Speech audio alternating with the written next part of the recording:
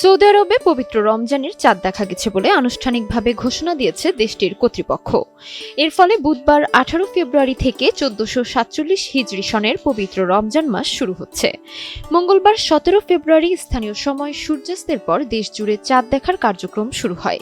পর্যবেক্ষণ শেষে সংশ্লিষ্ট কমিটি রমজানের চাঁদ দেখার বিষয়টি নিশ্চিত করে। খবর প্রকাশ করেছে গালফ নিউজ। ঘোষণা অনুযায়ী মঙ্গলবার রাতেই সৌদি আরবে প্রথম তারাবির নামাজ আদায় করা হবে এবং শেষ রাতে সেহরি খেয়ে বুধবার প্রথম রোজা পালন করবেন মুসল্লিরা। পবিত্র এই মাসকে ঘিরে ইতোমধ্যে দেশটিতে ধর্মীয় আবহ তৈরি হয়েছে।